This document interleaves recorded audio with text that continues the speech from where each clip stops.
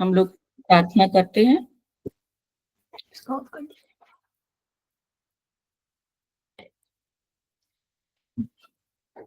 चलिए, 3 बार ओम का उच्चारण और फिर उसके बाद प्रार्थना। ओ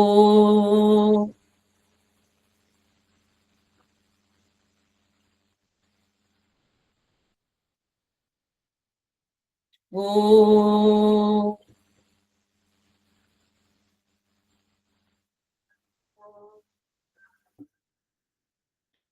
ओ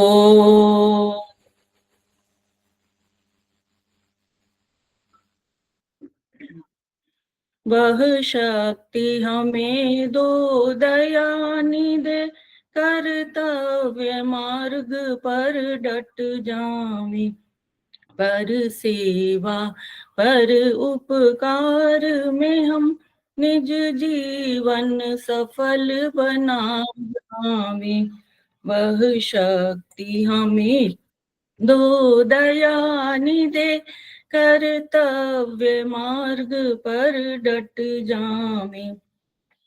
हम दीन दुखी निबलों विकलों के सेवक बन संताप हरें। जो हैं बिछुड़े भूले भटके, उनको तारे खुद तर में। वह शक्ति हमें दो दयानिधे, कर्तव्य मार्ग पर डट जावे। छल द्वेष दंभ पाखंड झूठ, अन्याय से निश दिन दूर रहें। जीवन हो शुद्ध सरल अपना, शुचि प्रेम सुधारस बसावे। वह शक्ति हमें दो दयानिधे, कर्तव्य मार्ग पर डट जा। निज आन मान मर्यादा का प्रभु ध्यान रहे, अभिमान रहे। जिस देव भूमि में जन्म लिया, बलिदान उसी पर जावे। वह शक्ति हमें दो दयानिधे, कर्तव्य मार्ग पर डट जावे। पर सेवा पर उपकार में हम निज जीवन सफल बना जावे।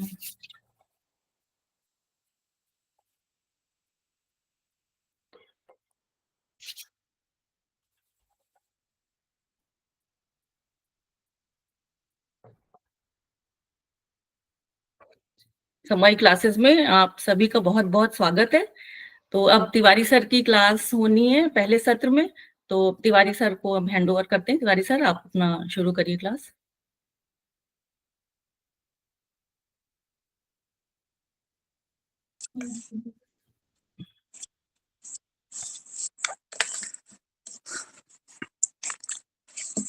समवायी क्लासेस में आप सभी का स्वागत है। हम लोग समवायी फाउंडेशन के सदस्य हैं और हम लोग एस्पस से संबद्ध हैं। वहाँ के मनीषी ब्रह्मलीन खेमका सर के हम ऋणी हैं, जिनके कारण एस्पस इस रूप में आपके समक्ष खड़े हैं। वहाँ का एक मोटो है, each one reach one, each one reach one, each one teach one. उसी को आपके माध्यम से समस्त विश्व में फैलाने का हमारा संकल्प है। हमें विश्वास है कि आपके माध्यम से यह विधा पूरे विश्व में फैलेगी और पीड़ित मानवता का उद्धार करेगी।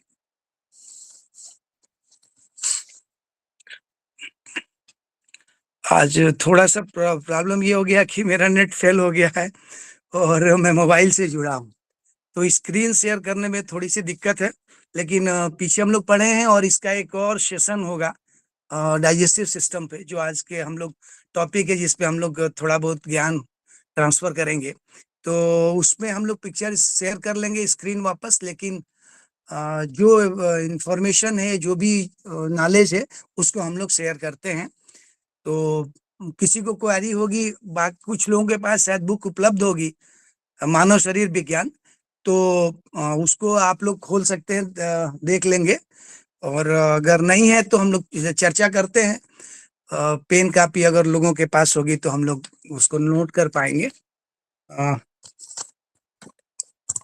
मेरी आवाज आ रही है ना मैम? यस सर, आवाज अच्छे से आ रही है आवाज। तो आज बैड लक इस उपलब्ध नहीं है, तो हम लोग आज थोड़ा डाइजेस्टिव सिस्टम पे चर्चा करने का प्रयास करते हैं दूसरे से। तो चलिए शुरू करते हैं। पीछे अब नेक्स्ट सेशन में शेयर करेंगे स्क्रीन। कुछ चीजें हैं जिनको हम लोग बुक्स के साथ अलग से एक शेयर कर नॉलेज शेयर करते हैं। पहला चीज हम लोग ये जानने की कोशिश करते हैं कि इस बुक में कई बार हम लोग एक शब्द पढ़ते हैं पीएच। केमिस्ट्री है एक्चुअली ये शब्द, बायो। तो पीएच का मतलब होता है पावर ऑफ हाइड्रोजन, इसका वो कहते हैं हम लोग। तो ये पीएच क्या है, इसको थोड़ा बहुत चर्चा कर लेते हैं। कोई भी वस्तु मतलब एलिमेंट जिसको हम लोग टेक इन करते हैं अपने लिए, उस संदर्भ में बात करते हैं, जिसको हम लोग डाइजेशन में यूज करते हैं। तो पीएच, नमस्कार जी। नमस्कार। पीएच का क्या कैसे डिफाइन करते हैं? पीएच एक नंबर सिस्टम है कि स्केल है जिस पर हम लोग 0 से 14 तक की स्केल पर किसी वस्तु का पीएच तय करते हैं। 0 से 14। तो 7 बीच में आता है, तो 7 न्यूट्रल है। अगर किसी भी तत्व के लिए जो रासायनिक चीज है, केमिकल एलिमेंट, अगर उसका हम लोग पीएच बोलते हैं कि 7 है, इसका मतलब कि वो ना एसिडिक है ना बेसिक है ना अल्कलाइन है। मतलब कि वो क्षारीय नहीं है और अम्लीय नहीं है। एसिड को हिंदी में हम लोग अम्ल बोलते हैं और अल्कलाइन को हम लोग क्षारीय बोलते हैं। तो किसी भी चीज का अगर पीएच कोई बोलता है कि इसका पीएच 6 है या पीएच 6.2 है या पीएच 8 है या पीएच 2 है, तो इसका मतलब यह है कि वो एसिडिक है बाय नेचर। और जो भी चीजें बाय नेचर एसिडिक हैं, उनमें मैक्सिमम जो वायरस और ये सब चीजें वो जल जाते हैं। जैसे हम लोग नाम सुने होंगे हाइड्रोक्लोरिक एसिड, तो या बाजार से भी कुछ लोग बोलते हैं वाला ये वाला एसिड परचेज करके ले आओ। इसका मतलब है कि वो जो विलयन है, सॉल्यूशन है, उसका जो पीएच है वो लेस देन 7 है। अगर आप नींबू को कट करेंगे, मार्केट से ले आएंगे और फर्श पे कट करके उसका अगर लिक्विड छोड़ देंगे जो रस है, तो देखेंगे थोड़ी देर में फर्श का कलर चेंज हो जाता है। तो वो केमिकल रिएक्शन करता है एसिडिक होने के कारण। अगर वो एसिडिक नहीं होगा तो इम्पैक्ट नहीं आएगा। तो पीएच ये कहने का मतलब है कि डिफाइन ये कर रहे हैं हम लोग पीएच बता के कि ये बाई नेचर एसिडिक है या बाई नेचर अल्कलाइन है। एसिडिक माने अम्ली और इक्वल अल्कलाइन को हम लोग क्षारीय बोलते हैं। अब जैसे हम लोग बोलते हैं कि हमारा जो लार है, सलाइवा या यूरिन, इसका पीएच हम लोग बोलते हैं, सलाइवा का पीएच हम लोग बोलते हैं 6.3 टू 6.8। इसका मतलब है कि ये बाई नेचर एसिडिक है, यूरिन भी और ये भी, यूरिन का पीएच। और ब्लड का पीएच हम लोग बोलते हैं 7.4 है। इसका मतलब ये है कि वो बाई नेचर एल्कलाइन है। तो ऐसे टेस्ट में देखेंगे तो जो अल्कलाइन एलिमेंट है उसका जो टेस्ट है वो कड़वा होता है। अब जैसे हम लोग सूप यूज करते हैं ना, वो बाई नेचर बेसिक होता है, अल्कलाइन होता है। नींबू यूज करते हैं, टमाटर यूज करते हैं, जो इस तरह का आइटम है ये बाई नेचर एसिडिक है। इनमें आप देखेंगे विटामिन सी भी ज्यादा होता है जो पीएच है। तो स्वाद में खट्टा होता है अम्ल, और जो बेसिक है क्षारीय है वो स्वाद में कड़वा होता है। तो ये पीएच के बारे में था कि पीएच से कैसे डिफाइन करेंगे, क्योंकि हम लोग जब पढ़ते हैं तो बोलते हैं कि इतने पीएच पे काम करेगा। तो जो हम लोग बोलते हैं कि स्मॉल इंटेस्टाइन या लार्ज इंटेस्टाइन में 8 पीएच पे काम करेगा, या पेट में पीएच कितना है, स्टमक में 0.8 से 1.2 का पीएच है। इसका मतलब हम लोग ये कहना चाह रहे हैं कि जो वो केमिकल है वो एसिडिक है या बेसिक है नेचर से। तो ये पीएच का मतलब है। हम लोग अब डाइजेशन की थोड़ा बात करें कि पाचन किसको बोलते हैं। पाचन क्या है? पाचन वह क्रिया है जिसमें जो भोजन है वो मैकेनिकली या केमिकली, माने चाहे हम दांत से कट करें चाहे केमिकल रिएक्शन से, छोटे छोटे घटकों में विभाजित कर दिया जाता है ताकि वह ब्लड धारा में अवशोषित हो सके।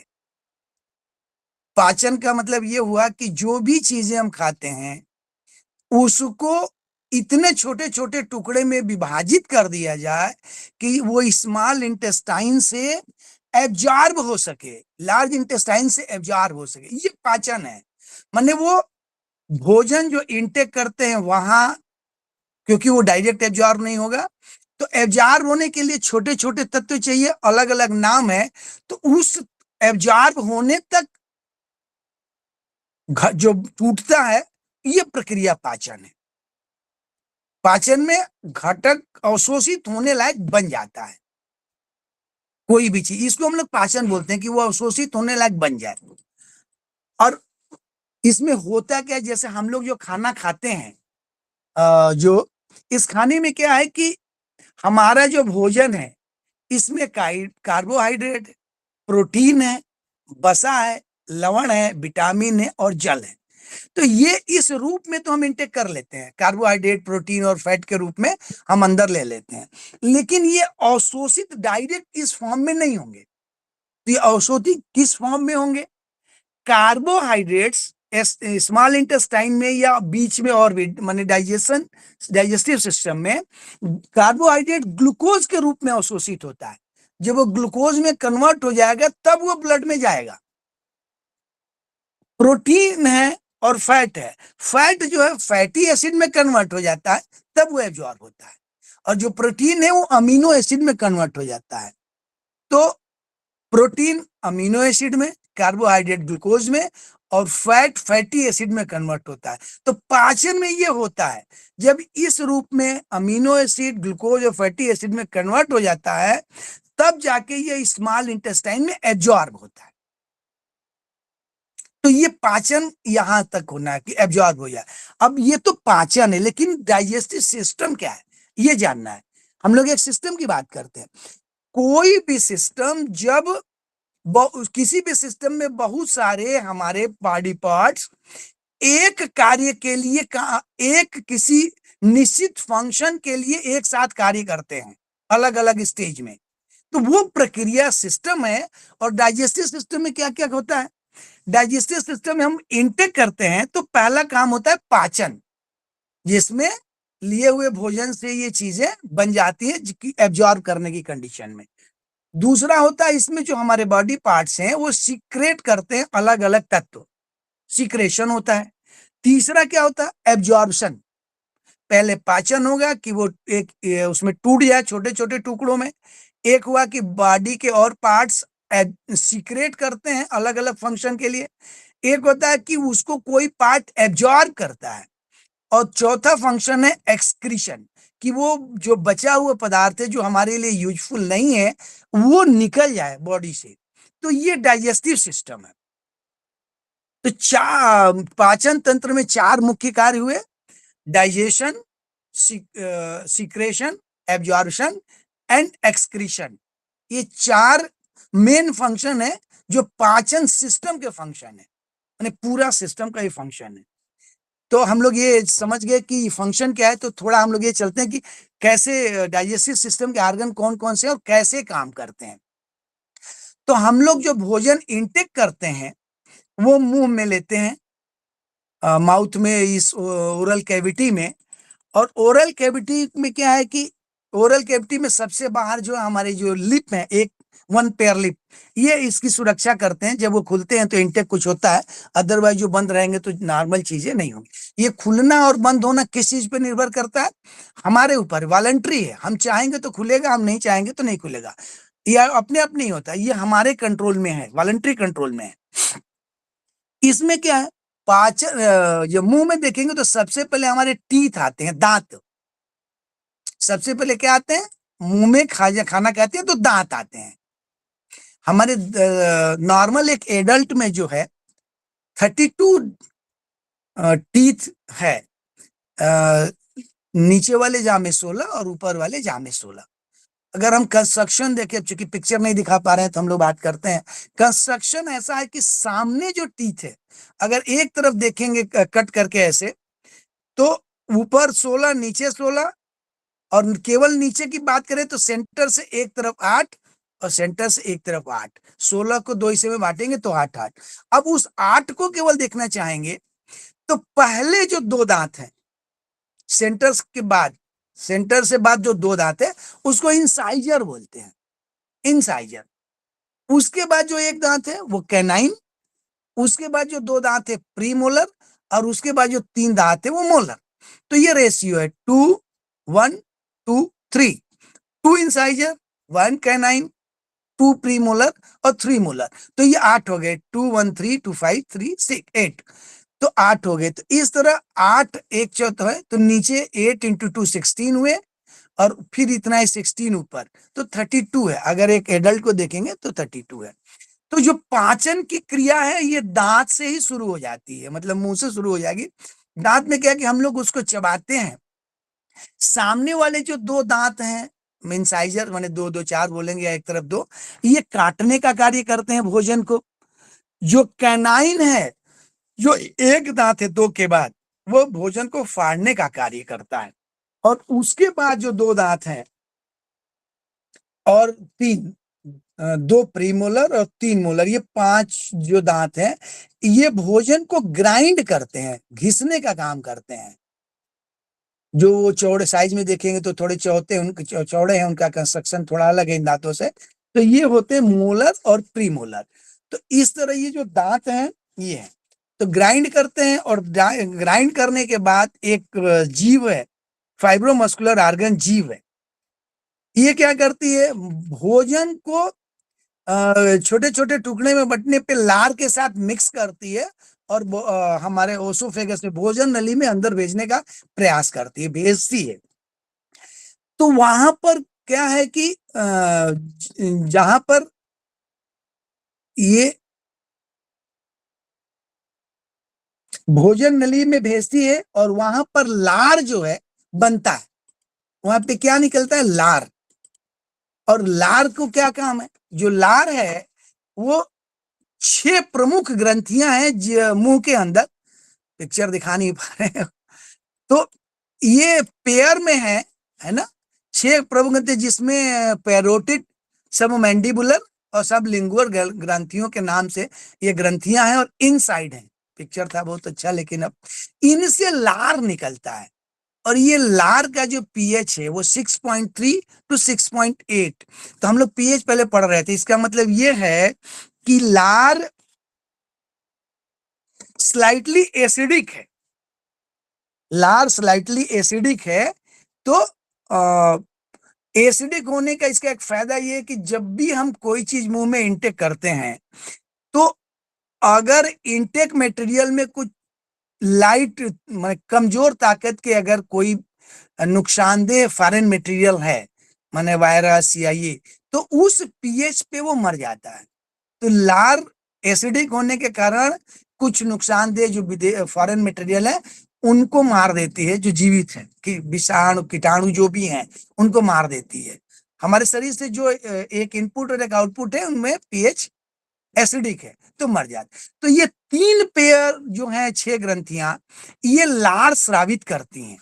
और ये लार कितना रहता है, आप लोग किताब रखे होंगे तो बताने कुछ लोग, ये एक दिन में 1 से लेके 1 to 1.5 लीटर लार निकलता है। और जब भी हम लोग खाना खाते हैं तो लार निकलने की स्पीड बढ़ जाती है। और लार क्या है कि इसी के हेल्प से ये जो खाना छोटे छोटे टुकड़ों में मुंह में बढ़ जाता है, इसको बोलस बोलते हैं। क्या बोलते हैं, बोलस। तो ये बोलस लार की सहायता से जो भोजन नली है उसमें अंदर जाता है, और वहां से एक मूवमेंट होती है, मूवमेंट के थ्रू पेट माने स्टमक, अमाशय को जाता है। तो लार के बारे में जाने कि लार में क्या क्या चीजें हैं। लार में जो है 99.5% लिक्विड है, माने जल है, और 0.5% सॉलिड मटेरियल है। इसमें अलग है, कुछ कार्बनिक तत्व है, कुछ अकार्बनिक है। और कार्बनिक में देखेंगे तो कुछ प्रोटीन रिलीज करता है ये, म्यूसिन, ग्लोबुलिन, एंजाइम रहते हैं टाइलिन, माल्टेज, कार्बोनिक एनहाइड्रेस, और यहां पर देखेंगे एपिथेलियल सेल्स, लिकोसाइटिस, एग्लूटिनोजन ए और बी। जो हम लोगों ने आरबीसी पे पढ़ा था एग्लूटिनोजन ए और बी, वो यहाँ उपलब्ध रहता है। माने ये सीक्रेट लार में ये रहता है। तो लार क्या करता है, एक तो नीचे ले जाता है बोलस को भोजन नली में, भोजन नली में लेके जाता है भोजन को, बोलस को। पीएच कम होने से कीटाणुओं को किल करता है। और इसमें एक एंजाइम होता है टाइलिन। तो टाइलिन क्या करता है कि जो कुक्ड कार्बोहाइड्रेट से, पका हुआ जो कार्बोहाइड्रेट से भोजन में जो हम इंटेक कर रहे हैं, उसको वो माल्टेज में कन्वर्ट करता है। जो टाइलिन है वो कार्बोहाइड्रेट्स को माल्टेज में कन्वर्ट करता है। और इसमें एक माल्टेज एंजाइम होती है जो लार में, वो माल्टेज को माल्टोज तक, इसको ये जो माल्टोज है उसकी हाइड्रोलिसिस करता है, माल्टेज एंजाइम। एक बार फिर से क्लियर कर लें, जो टाइलिन है वो कार्बोहाइड्रेट्स को माल्टोज तक परिवर्तित कर देता है, और जो माल्टेज निकलता है वो जब हम बहुत देर तक चबाते हैं तो हाइड्रोलिसिस होती है। हाइड्रोलिसिस का मतलब ये है कि जो भी ये केमिकल कंपोनेंट है, माने यौगिक जो है केमिकल, इनको विखंडित करता है और वाटर के साथ रिएक्ट कराता है। हाइड्रो माने वाटर, तो वाटर के साथ रिएक्ट करके कुछ बनाता है, इसी को हाइड्रोलिसिस बोलते हैं। तो टाइलिन कार्बोहाइड्रेट्स को माल्टोज में कन्वर्ट करता है। ये क्वेश्चन मैंने आंसर याद करें हम लोग। टाइलिन कार्बोहाइड्रेट्स को माल्टोज में कन्वर्ट करता है। और जो लार में दो एंजाइम हुए, टाइलिन और माल्टेज, और माल्टेज जो है हाइड्रोलिसिस कराता है, तो ये ग्लूकोज में कन्वर्ट होता है।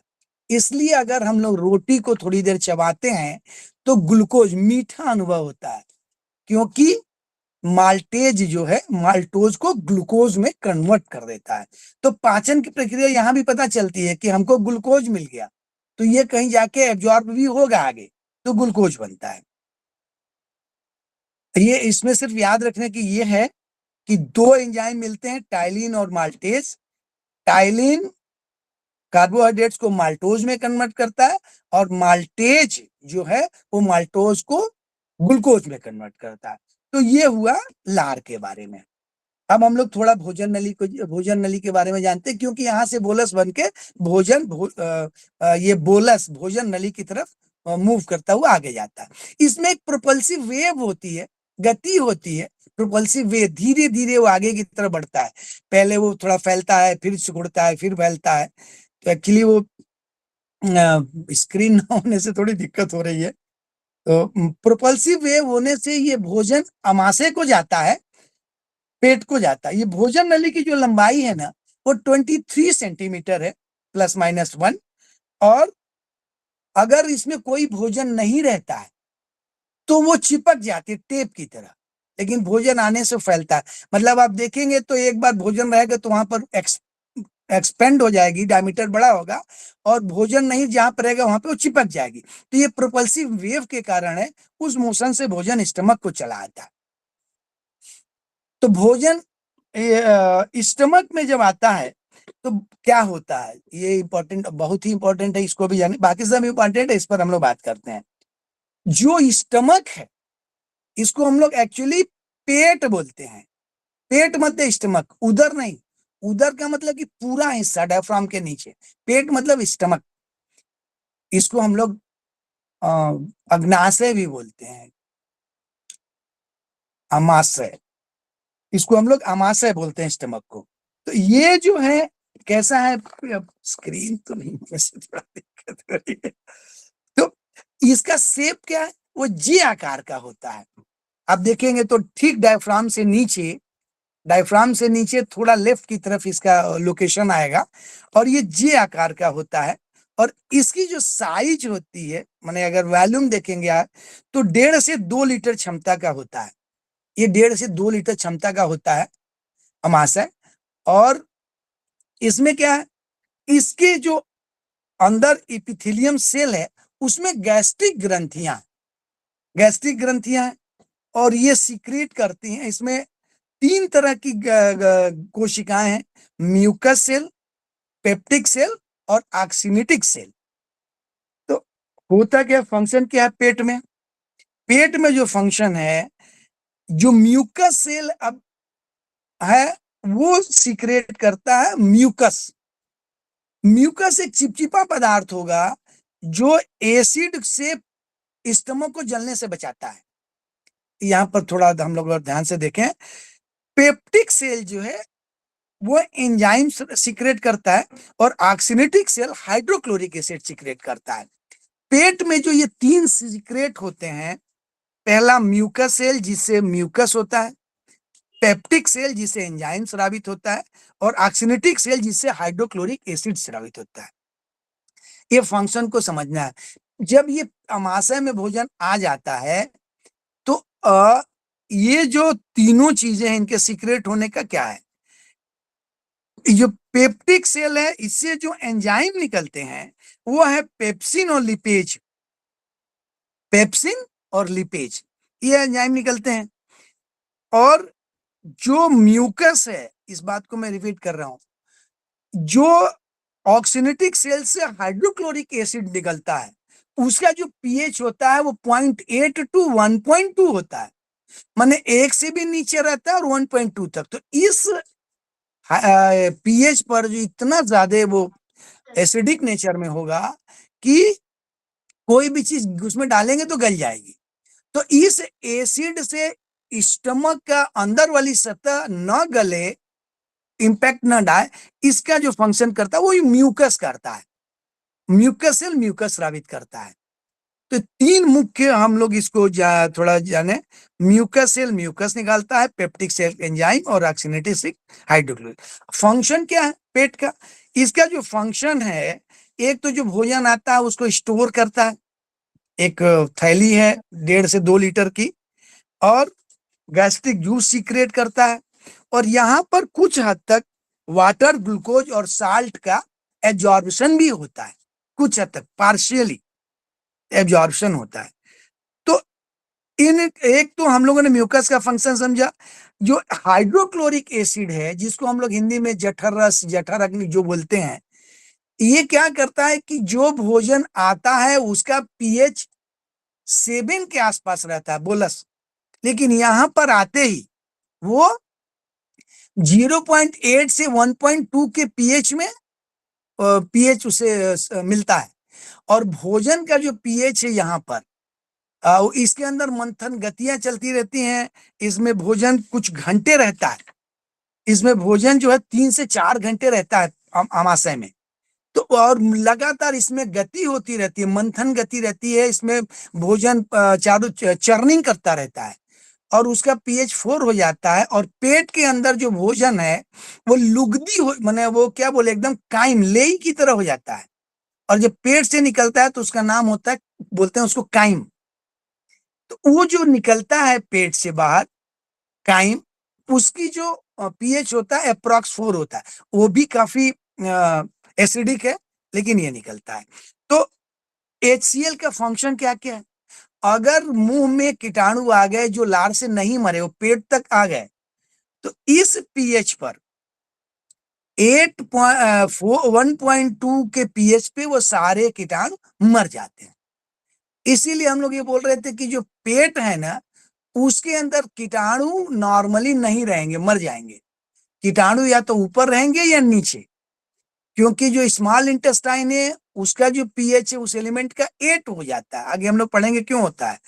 तो पेट में कीटाणु नहीं रहेंगे, इसमें हीट रहती है और गैस फॉर्म होता है, हाई टेम्परेचर, माने टेम्परेचर फॉर्म होता है गैस, हाई एसिडिक होने के कारण। तो इसीलिए अगर हम लोग खाना खाते हैं तो लोग बोलते हैं कि खाना खाते ही ये स्रावित होता है। अगर आप खाना खाते ही पानी पी लेंगे तो जो पीएच है वो ज्यादा पानी होने के कारण कम हो जाता है, तो जो डाइजेशन है यहाँ पर जो लेई बनेगी काइम, ये का पीएच बढ़ जाएगा तो डाइजेशन ठीक से नहीं होगा। तो इसलिए बोलते हैं कि खाना खाने के समय पानी नहीं पीना चाहिए। उद्देश्य यही है कि जो ये HCl है उसका कंसंट्रेशन कम ना हो। तो ये काम करता है HCl की जीवाणुओं से मुक्त करता है। इसमें जो है जो पेप्सिनोजन है जो निष्क्रिय रहता है उसको वो सक्रिय पेप्सिनोजन में कन्वर्ट करता है।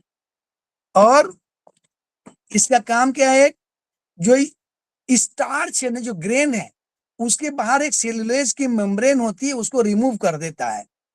और पेप्सिन जो है 1.2 pH पे काम करता है, तो उसके लिए ये pH उपलब्ध कराता है HCl। तो ये भोजन बाहर जो निकलता है वो तरल रहता है और इसके अंदर 3 से 4 घंटे रहता है। इसके बाहर जब निकलता है तो वो हाईली एसिडिक होता है और भोजन यहाँ से स्मॉल इंटेस्टाइन में जाता है। अगर स्टमक का हम लोग समझें तो जो पोर्शन, अगर लेफ्ट में हम लोग स्टमक को समझते हैं तो उसका एक जो ओसोफेगस से जुड़ा हुआ ज्वाइंट है, ओसियोफेगस से जुड़ा हुआ ज्वाइंट है, उसके बगल में नीचे को कार्डिक रीजन बोलते हैं। कभी कभी क्वेश्चन आता है कि कार्डिक रीजन कहाँ है, तो cardiac region is a part of stomach, ये स्टमक का पार्ट है। और इसमें थोड़ा ऊपर की तरफ ओसियोफेगस की माने उस तरफ ऊपर फंडिक रीजन है और अंदर वाले को रूगे बोलते हैं। और जहां से बाहर निकलता है भोजन स्टमक से वो पाइलोरिक रीजन है। ये ध्यान रखें, कार्डिक रीजन का मतलब है कि ये स्टमक का पार्ट है और ओसियोफेगस से नीचे, माने ओसियोफेगस के नीचे जो जगह है उसके नीचे है, और फंडिक रीजन ऊपर है। तो स्टमक का इनिशियल जो पार्ट है वो एक तरफ कार्डिक है और एक तरफ फंडिक है, और नीचे की तरफ जो पार्ट है वो पाइलोरिक है, जहां से ड्यूडिनम से जुड़ता है। पिक्चर नहीं है, थोड़ा सा दिखाने में दिक्कत हो रही है अभी डिस्कस करने में। तो स्टमक से जो भोजन निकलता है ना वो स्मॉल इंटेस्टाइन को जाता है, और स्मॉल इंटेस्टाइन 3 हिस्से में है। 3 से 4 घंटे रहने के बाद काइम के रूप में भोजन स्मॉल इंटेस्टाइन में जाता है, और स्मॉल इंटेस्टाइन में जाकर भोजन स्मॉल इंटेस्टाइन में जाता है, और वहां से ये फंक्शन होता है। स्मॉल इंटेस्टाइन में क्या होता है, पिक्चर ना दिखाने से थोड़ा सा, स्मॉल इंटेस्टाइन की जो लंबाई है वो करीब 6 मीटर होती है। साइज में लंबाई में ज्यादा है लेकिन डायमीटर कम है, इसलिए इसको स्मॉल इंटेस्टाइन बोलते हैं। और स्मॉल इंटेस्टाइन का 3 पार्ट है, उसको 3 हिस्से में है। जो पहला पार्ट स्टमक से जुड़ता है उसको ड्यूडिनम बोलते हैं। दूसरा पार्ट जो ड्यूडिनम के बाद है उसको जेजुनम बोलते हैं, और तीसरा पार्ट जो सबसे लास्ट में वो उसको बोलते हैं इलियम। ड्यूडिनम, जेजुनम और इलियम, ये 3 पार्ट हैं स्मॉल इंटेस्टाइन के। चूंकि जो भोजन वहां से आता है स्टमक से काइम, वो 4 के pH में होता है तो उसको हाईली एसिडिक बोलेंगे। उसके कारण जो स्मॉल इंटेस्टाइन का पहला पोर्शन है, मतलब stomach to first portion, stomach से जुड़ा हुआ, जिसको ड्यूडिनम बोलते हैं, वो C आकार का है करीब, और उसकी थिकनेस ज्यादा होती है क्योंकि उसको हाईली एसिडिक फ्लूइड, द्रव को झेलना है, क्योंकि खाना निकलेगा तो हाईली एसिडिक होगा। ड्यूडिनम हाईली एसिडिक है 4 pH को भी, तो ये भी बहुत, मतलब बाकी जगह जाएगा तो नुकसान बहुत करेगा, कहीं गिरेगा तो जल जाएगा। 4 pH भी हाई माने एसिडिक का अच्छा एसिडिक है।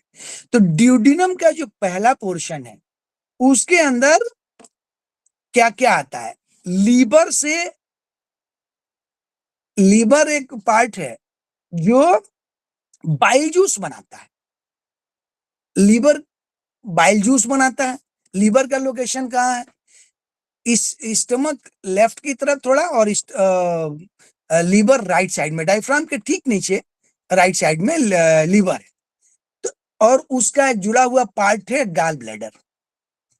लीवर का काम क्या है, लीवर बाइल जूस बनाता है और वो अपने डक्ट के थ्रू गाल ब्लैडर को देता है। गाल ब्लेडर बाइल जूस का कंसंट्रेशन बढ़ाता है और जब भी उसको सिग्नल मिलता है वो गाल ब्लेडर ये जूस जो है स्मॉल इंटेस्टाइन को भेजता है। जूस स्मॉल इंटेस्टाइन को आता कैसे है? सबसे पहले 3 चीज आती है स्मॉल इंटेस्टाइन के पोर्शन में। गाल ब्लैडर से एक जूस आता है जिसको हम लोग बाइल जूस बोलते हैं। पैनक्रियाज एक एलिमेंट ऑर्गन है जो इसके लूप में फंसी रहती है, स्मॉल इंटेस्टाइन के लूप में फंसी रहती है। पैनक्रियाज सीक्रेट करती है पैनक्रियाटिक जूस, वहां से एक लाइन निकलती है और गाल ब्लैडर से मिलता है, वो दोनों आपस में मिल जाते हैं और ये दोनों ड्यूडिनम के जो लार्ज स्मॉल इंटेस्टाइन का पहला पोर्शन है, दोनों मिल के जाते हैं। बाइल जूस और इंटर स्मॉल पैनक्रियाज से पैनक्रियाटिक जूस, ये मिलके स्मॉल इंटेस्टाइन में जाते हैं और जो भोजन ऊपर से आता है स्टमक से 4 pH के प्राप्त, उसको ये कन्वर्ट करते हैं एल्कलाइन में, क्षारीय बनाते हैं। इसके पीएच को 8 तक ले जाते हैं। कितना? 8, क्योंकि इसी पीएच पर हमारे एंजाइम और हार्मोन अच्छे से काम करते हैं। उनके फंक्शन के लिए 8 पीएच होना है क्योंकि भोजन को क्षारीय बनना है। फिर से मैं एक रिपोर्ट करता हूं। लीवर बाइल जूस बनाता है, गाल ब्लैडर को भेजता है। गाल ब्लैडर में बाइल जूस का कंसंट्रेशन होता है, वहां से वो एक रास्ते से निकल के आता है। पैनक्रियाज पैनक्रियाटिक जूस बनाता है और दोनों आते हैं स्मॉल इंटेस्टाइन के पहले, आपस में मिल जाते हैं और मिलकर वो स्मॉल इंटेस्टाइन में प्रवेश करते हैं। स्मॉल इंटेस्टाइन का पहला पोर्शन जिसको ड्यूटीनम बोलते हैं, और यहाँ और स्मॉल इंटेस्टाइन खुद अपना जूस सीक्रेट करती है, इंटेस्टाइनल जूस। ये तीनों जूस मिलकर पैनक्रियाटिक, बाइल और स्मॉल इंटेस्टाइनल भोजन को बेसिक बना देते हैं, माने 8 पीएच पे ले जाते हैं। स्टमक में कितना पीएच निकला? 4, लेकिन ड्यूडिनम में आगे की तरफ भोजन जो काइम के फॉर्म में, उसका पीएच हो जाएगा 8, क्योंकि 8 पर ही बाकी एंजाइम काम करते हैं। तो हम लोग तो ये जो बाइल जूस है इसको थोड़ा सा और जान लेते हैं। बाइल जूस क्या होता है? बाइल जूस जो होता है पर डे अप्रॉक्स 1/2 से 1 लीटर सीक्रेट करता है लीवर, आधा से 1 लीटर सीक्रेट करता है। उसमें म्यूकस है, कोलेस्ट्रॉल है, बाइल साल्ट है, फैटी एसिड है, बाइल पिगमेंट है, अल्कलाइन फॉस्फेटेज है। ये चीजें नॉर्मल और भी हैं, लेकिन ये मुख्य रूप से मिले होते हैं। बाइल जूस हम लोग जैसा बोले थे हल्का सुनहला पीला या हरा है और ये क्षारीय है। इसमें एक चीज जानना है हम लोगों को, जो इसमें एक बाइल साल्ट होता है, bile salt, sodium potassium glycolate, sodium potassium taurocholate, ये क्या करता है? बाइल साल्ट, जब हम कोई फैट खाते हैं ना, बसा जिसको हम लोग फैट बोलते हैं, ये लिक्विड में जब खाने के बाद अब ऐसे भी डालेंगे, कहीं डालेंगे ना, तो वो ऊपर की तरफ तैरने लगता है।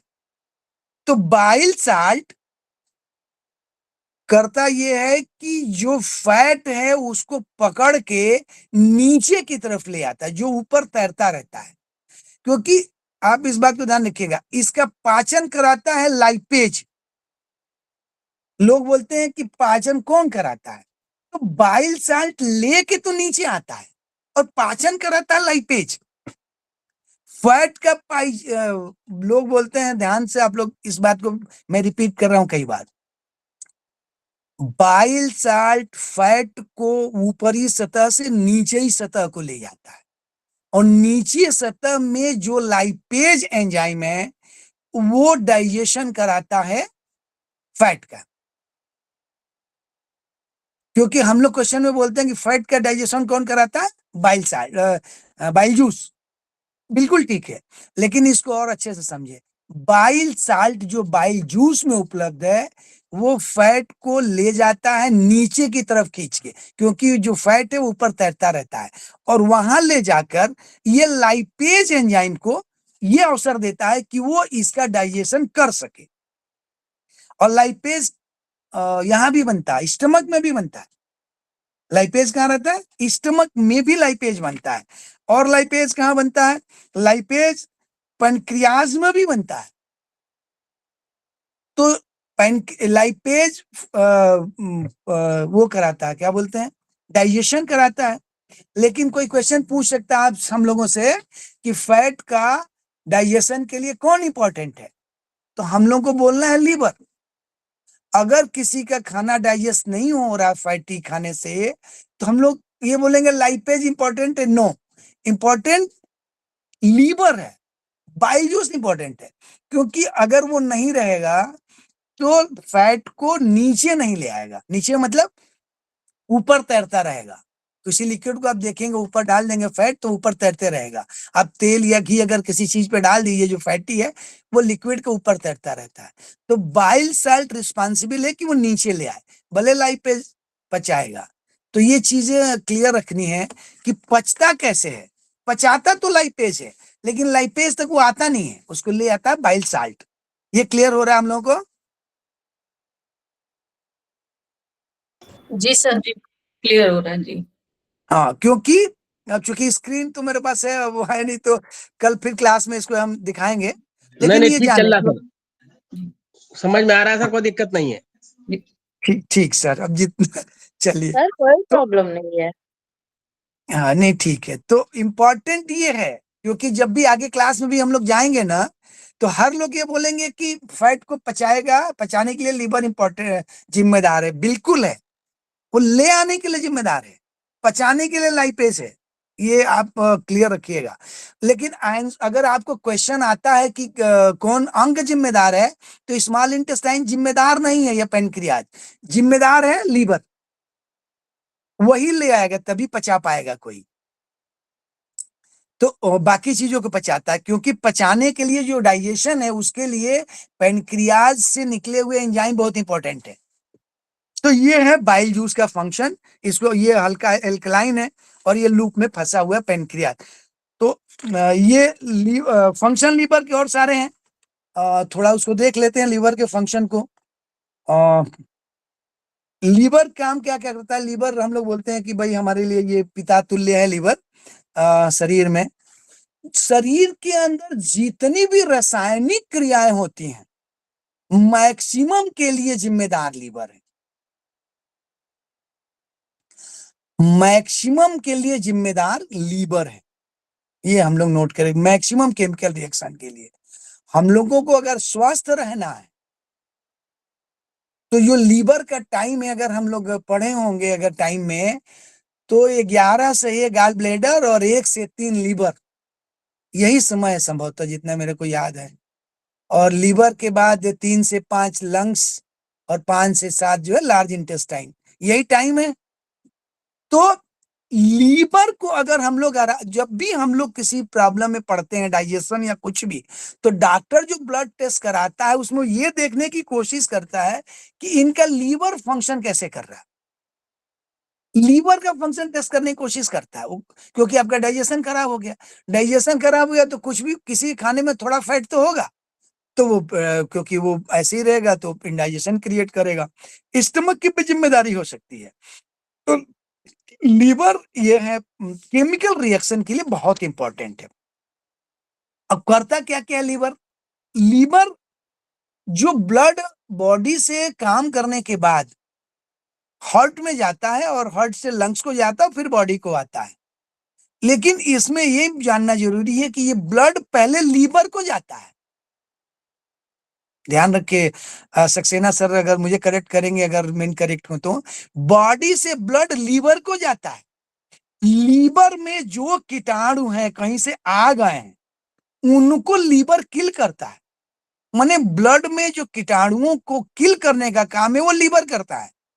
ये हम लोग माने अगर किसी तरह से कोई भी कीटाणु विषाणु ब्लड में आ गए हैं, तो उनको किल करने का काम लीवर करता है। ब्लड पहले लीवर में जाता है, लीवर से हार्ट में जाता है, हार्ट से लंग्स में जाता है, लंग्स से वापस हार्ट में आता है, और फिर बॉडी में सर्कुलेट होता है। तो लीवर का बहुत सारे, एक तो बाइल जूस वाला काम था, दूसरा काम क्या है कि ये जीवाणु मुक्त करता है हमारे ब्लड को, नंबर 1। अगर आपको याद होगा तो हम लोग ये पढ़े थे कि जो ग्लाइकोजन है, अगर हम लोग एक्स्ट्रा ग्लूकोज खा लेते हैं तो ग्लूकोज को ग्लाइकोजन के रूप में अपने पास रखता है, स्टोर करके रखता है, और जब जरूरत होती है तो वापस देता है लीवर। एक्स्ट्रा ग्लूकोज को ग्लाइकोजन में कन्वर्ट करके रखता है और जरूरत पड़ने पर रिलीज करता है। और हम लोग जैसा बोले थे, मैक्सिमम केमिकल रिएक्शन करने के लिए लिवर जिम्मेदार है। दूसरा, अमोनिया जो गैस बनती है रिएक्शन होने पर, उस अमोनिया गैस को यूरिया में कन्वर्ट करता है, क्योंकि अमोनिया बहुत नुकसानदेह है रादर देन यूरिया। तो यूरिया में कन्वर्ट कराता है और वो एक्सक्रीट होती है किडनी के माध्यम से, बाहर की तरफ निकलती है। तो ये काम डिटॉक्सिफिकेशन इसको हम लोग बोलते हैं, कि अमोनिया को यूरिया में कन्वर्ट करता है। आप पीछे हम लोग पढ़े थे, ब्लड में जितने प्लाज्मा प्रोटीन है, एक गामा को छोड़ के बाकी सबका सिंथेसिस यही करता है। गामा लिम्फोसाइट से होता है, हम लोगों ने बात किया था, वो लिम्फ से, तो वहां से होती है। मैक्सिमम प्लाज्मा प्रोटीन का संश्लेषण करता है और बॉडी का टेम्परेचर को भी मेंटेन करता है। ब्लड सर्कुलेट होता है तो बॉडी का टेम्परेचर को भी मेंटेन करता है। हार्ट तो करता ही करता है, इसकी भी उतनी भूमिका है। दूसरा, जब बच्चा पेट में रहता है, माँ के गर्भ में, तो ब्लड के फॉर्मेशन में ये मदद करता है, क्योंकि ऐसे ब्लड का फॉर्मेशन 4 से 9 सप्ताह बाद होगा, लेकिन शुरू के दिनों में ब्लड का फॉर्मेशन लीवर करता है। और एडल्ट लाइफ में भी जब हमारे शरीर के बाकी बोन मैरो में अक्षम हो जाते हैं ब्लड के फॉर्मेशन में, तो लीवर ब्लड का फॉर्मेशन भी करता है। लाइफ के शुरू में और लाइफ के एंड में ब्लड का फॉर्मेशन भी करता है। और हम लोग पीछे पढ़े थे कि जो हीम बिलिरुबिन बनता है हीमोग्लोबिन के टूटने से, तो हीम बिलिरुबिन को आपको याद होगा तो एल्बुमिन पकड़ के ले जाता है लीवर के पास, और ग्लूक्रोनिक एसिड से रिएक्ट करके कोल बिलिरुबिन में कन्वर्ट करता है।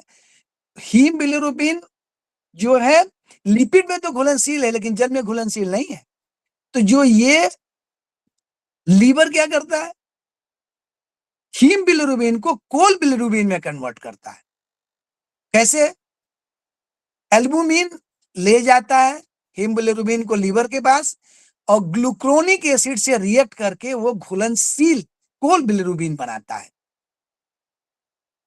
सक्सेना सर, मैं सही हूं ना? ठीक है सर। तो ये करता है। तो लीवर के ये मुख्य फंक्शन है, और भी सारे फंक्शन है, कुफर सेल और ये सब। तो ये मुख्य फंक्शन हम लोग जाने कि लीवर। तो लीवर इतना इंपॉर्टेंट है, हमें क्या करना है? हम ये पढ़ क्यों रहे हैं? जानने की क्यों जान रहे हैं एज ए थेरेपिस्ट? लीवर के फंक्शन को जानने का जो सबसे बड़ा फायदा है कि हमको लीवर को स्ट्रेंथन करना है, माने उसको तो बचा के रखना है। जब सारी केमिकल रिएक्शन मैक्सिमम वो करता है, तो हमारी जरूरत ये है, या हमें क्या करना चाहिए कि हमें लीवर को, लोग बोलते हैं टोनिफिकेशन करना है और ये करना है, हमको प्रिवेंशन की बहुत आवश्यकता है। तो प्रिवेंशन कैसे होगा? 1 से 3 रात में, मतलब सुबह 1 बजे से 3 बजे लीवर को एनर्जी मिलती है। लीवर का ऑर्गन क्लॉक टाइम के हिसाब से टाइम है। तो हमें कोशिश ये करना है कि 11 बजे से 3 बजे तक सोना है, क्योंकि हम जब सोने जाते हैं, जब कुछ इंटेक नहीं करते हैं, तब लीवर को काम कम करना पड़ता है या नहीं करना पड़ता है। क्योंकि जब जब हम लोग खाना खाते हैं, तब तब लीवर का फंक्शन बढ़ता है, गॉल ब्लैडर से जूस सीक्रेट होता है, और भी काम है। तो लीवर को कम काम करेंगे, हम दिन भर काम करेंगे, थक जाएंगे, तो हम रात भर सोते हैं एनर्जी रीगेन करने के लिए। तो लीवर को भी तो एनर्जी रीगेन करानी है। तो लीवर को एनर्जी रीगेन कैसे कराएंगे? उस पर वर्कलोड कम करके, जीरो तो कर नहीं सकते, मिनिमाइज करेंगे। और जब उसको एनर्जी मिलनी होती है तो उसको टाइम देंगे कि वो एनर्जी रीगेन करे। तो एनर्जी रीगेन का टाइम क्या है? 11 to 3, 11 to 1 गॉल ब्लैडर और 1 to 3 लीवर, माने ये M 11 PM to 1 gall bladder और 1 to 3 लीवर।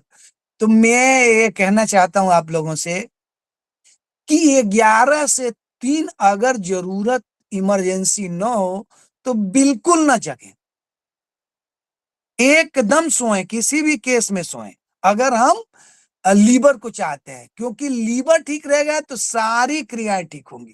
ठीक तो सबको रखना है, लेकिन सबसे ज्यादा केमिकल रिएक्शन लीवर करता है, तो हमको लीवर को ठीक रखना है। जो व्यक्ति रात भर जगता है उसका लीवर धीरे धीरे धीरे धीरे डैमेज होने लगेगा, उस पर लोड बढ़ेगा, क्योंकि वो दिन रात 24 घंटे काम कर रहा है। तो लीवर को फंक्शन करने के लिए हमको ये काम करना चाहिए। तो लीवर के मुख्य फंक्शन को हम लोगों ने समझा कि बाइल जूस बनाता है और ये एनर्जी कब रीगेन करता है। और लीवर के बाद जो ये बाइल जूस आता है, कई बार क्या है कि गॉल ब्लैडर को भी रिमूव कर दिया जाता है, किसी किसी पेशेंट में, रीजन कुछ भी हो, गॉल ब्लैडर रिमूव कर दिया जाता है। हम लोगों ने लीवर से संबंधित वो बोले थे कि 3 तरह के ज्वाइंटिस लीवर से रिलेट करते हैं, प्री हिपैटिक, हिपैटिक और पोस्ट हिपैटिक। वो पोस्ट हिपैटिक हम लोग ये बात किए थे कि जो वो गॉल ब्लैडर को जूस देगा बाइल, वो एक रास्ते से आएगा, सिस्टिक डक्ट, हिपैटिक डक्ट, ये डक्ट है कॉमन बाइल डक्ट, ये डक्ट के थ्रू पेनक्रियाटिक डक्ट में मिलता है। तो अगर ये डक्ट चोक हो गई तो नहीं आएगा, जब ये जूस नहीं आएगा तो जो हमारा खाना है वो एसिडिक रहेगा, तो बाकी फंक्शन नहीं होगा। तो इसीलिए क्या हो गया, अगर ये चोक हो गया गॉल ब्लैडर टू पेनक्रियाज का रास्ता, तो बहुत प्रॉब्लम होगी, लाइफ रिस्क में जाती है। तो डॉक्टर क्या करेगा, अगर उसको ऑपरेट करके निकालेगा, कैसे क्या करेगा, नए मेडिकल जो हम लोग के सिस्टम्स हैं, लेकिन हम लोगों ने जानते, अगर गॉल ब्लैडर को रिमूव कर दिया तब क्या होगा, केवल गॉल ब्लैडर से रास्ता नहीं है, लीवर से भी डायरेक्ट रास्ता पेनक्रियाटिक डक्ट को आता है। फिर से रिपीट कर रहा हूं, लीवर से रास्ता गॉल ब्लैडर को जाता है, और भी रास्ते जाते हैं बगल में पेनक्रियाटिक डक्ट को। पिक्चर दिखा नहीं पा रहा हूं थोड़ा। तो ये अगर गॉल ब्लैडर निकाल दिया तो क्या होगा, बाइल जूस लगातार सीक्रेट होता रहेगा, स्टोर नहीं होगा, कंसंट्रेशन कम रहेगा, और वो स्मॉल इंटेस्टाइन में आता रहेगा, वो कंट्रोल खत्म हो गया। गॉल ब्लैडर के निकलने से बाइल जूस का जो कंट्रोल था, कंसंट्रेशन इंक्रीज और कंट्रोल, वो नहीं रहेगा, वो स्मॉल इंटेस्टाइन में आता ही रहेगा, कंसंट्रेशन कम रहेगा और लगातार आता रहेगा। क्लियर हो रहा सबको? Yes sir. Yes sir. तो Yes, sir. रिमूव करने का नुकसान ये है कि ऐसा नहीं कि खाना नहीं पचेगा, ध्यान रखिएगा, जो कंसंट्रेशन है वो कम हो जाएगा और लगातार आता रहेगा। तो ये लीवर गॉल ब्लैडर का नुकसान है, और लीवर के फंक्शन को हम लोग को ध्यान में रखना है। तो ये पेनक्रियाटिक, हम लोगों ने ये जाना कि लीवर के फंक्शन क्या है, और पेनक्रियाज क्या करता है उसमें भी थोड़ा चर्चा कर लेते हैं। पेनक्रियाज जो है ड्यूडिनम और स्टमक के बीच में एक लूप में फंसा हुआ है ग्रंथि, और पेनक्रियाटिक जूस सीक्रेट करता है। ये कितना देता है, 2 से 2.5 लीटर, 2 से 3, 2 से 3 लीटर पेनक्रियाटिक जूस डेली निकलता है। बाइल जूस कितना था, आधा से 1 लीटर, लेकिन पेनक्रियाज से जो जूस निकलता है वो 2 से 3 लीटर पर डे। और ये जो पेनक्रियाटिक जूस है ये पूरी तरह से अल्कलाइन है, क्षारीय है, यही लोग मिलके खाने को क्षारीय बनाते हैं। तो इसमें क्या क्या रहता है, 97 to 98% जल है और 2 to 3% सॉलिड मटेरियल है। सर मैं पूछूं कि आप ये बुक कौन सी यूज कर रहे हैं? आपकी अपनी बुक है, मानव शरीर विज्ञान, चैप्टर डाइजेशन सिस्टम, चैप्टर 4। इतना डिटेल में चैप्टर हमने 4 इतना डिटेल नहीं पढ़ा था, चैप्टर 4 है, सही इतना डिटेल में नहीं पढ़ा था। और मैंने क्या सर किया, डिटेल से पढ़ा रहे हैं सर, लेकिन डिटेल से पूरा पढ़ा रहे हैं। मुझे लगा हाँ। मैंने एक्चुअली refer स्क्रीन करनी है शेयर क्या? किया अलग से, लेकिन बैड लक कि मेरा नेट फेल हो गया है, आज मैं बहुत कोई बात परेशान हूँ। नहीं, आप अपना पीडीएफ तो वो प्रेजेंटेशन तो शेयर कर देंगे ना ग्रुप में? हाँ शेयर कर देंगे, और इसका एक और क्लास होगा ना, तो उसमें हाँ, 60 हाँ। में सब दिखा देंगे। हाँ, क्योंकि वो प्रेजेंटेशन बाद में रेफर करने के लिए इजी रहेगा हम लोगों को। नहीं, मैं बिल्कुल सारे स्क्रीन शेयर कर दूं, सारा जो मेरे पास है मैं शेयर कर दूंगा। या थैंक यू सर। तो पेनक्रियाज क्या करता है थोड़ा सा जान ले, बस 5 मिनट का समय और ले लेते हैं आपका। तो पेनक्रियाज से पेनक्रियाटिक जूस है 2 से 3 लीटर निकलता है। क्या क्या रहता है? तो 97 to 98% जल रहता है, 2 से 3% इसमें सॉलिड मटेरियल रहता है। अब कार्बनिक और कार्बनिक दो अलग हैं। इसमें एंजाइम होते हैं, अल्बुमिन होता है, ग्लूबोलिन का इसमें संश्लेषण होता है। बाकी जो इसमें एंजाइम है वो ट्रिप्सिन है, इलास्टेज है, अलग अलग एंजाइम है, एमाइलेज है, लिपेज है, स्ट्रेज है। तो ये एंजाइम है, जैसे हम लोग बोले थे एमाइलेज का मैक्सिमम डाइजेशन के एंजाइम पैनक्रियाटिक जूस से निकलते हैं। मैक्सिमम एंजाइम सीक्रेट होते हैं पैनक्रियाटिक जूस में होते हैं और वो पैनक्रियाज से होते हैं। इसमें क्या है, पैनक्रियाज में जैसे हम लोग बोले थे कि बाइल जूस जो होता है उसका बाइल साल्ट इंपॉर्टेंट है, ले आता है नीचे की तरफ, वो तभी उसका जो है लिपेज उसका डाइजेशन कराता है। अभी हम लोग इसमें जो है बाइकार्बोनेट आयन है, बाइकार्बोनेट आयन वो क्या करता है, सबसे ज्यादा उसकी भूमिका है इस काइम को एल्कलाइन नेचर में कन्वर्ट करने में, एसिडिक को। तो और डाइजेशन के लिए मैक्सिमम एंजाइम सीक्रेट करता है पैनक्रियाटिक जूस में होते हैं, ये सीक्रेट करता है।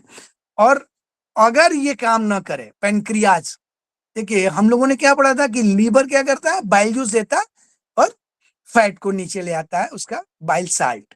लेकिन जो ये बाइकार्बोनेट आयन है, अगर ये इफेक्टिव नहीं है पैनक्रियाज के एक्शन से तो डाइजेशन ही नहीं होगा, माने मिनिमम होगा या नहीं होगा। इसीलिए जिस व्यक्ति का पैनक्रियाज काम ना करे वो बहुत ही वीक होगा, क्योंकि वो कुछ भी खा ले डाइजेशन ही नहीं होगा। वो भले फैट ना खाए, फैट नहीं खाएगा तो लीवर के फंक्शन से नहीं होगा लेकिन काम चलेगा। लेकिन अगर पैनक्रियाज में प्रॉब्लम आई तो बहुत रिस्क है, क्योंकि इसका तो हमारे आज की डेट में भी बहुत कारगर नहीं है इसका ट्रीटमेंट, मेडिकल नहीं, माने हम लोग एलोपैथ की बात करें तो ये इंपॉर्टेंट है, क्योंकि यही जिम्मेदार है मुख्य रूप से टाइम को एसिड नेचर से एल्कलाइन नेचर में कन्वर्ट करने में। ये पैनक्रियाटिक जूस है।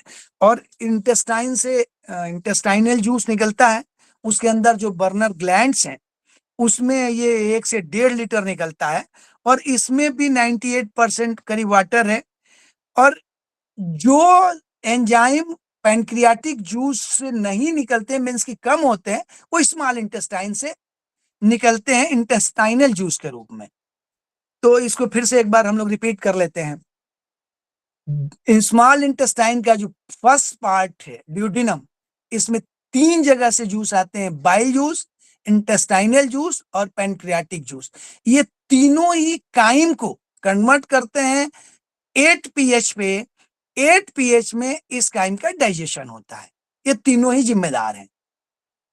तो पिछली बार अगर क्लास, अब तो वो वाले उसमें सर प्रभात वर्मा जी क्लास लिए थे तो पूछ रहे थे कि who is responsible for fat digestion, तो फैट के लिए बोलना लीवर ही है, लेकिन एक्चुअल में आप यहाँ समझिए।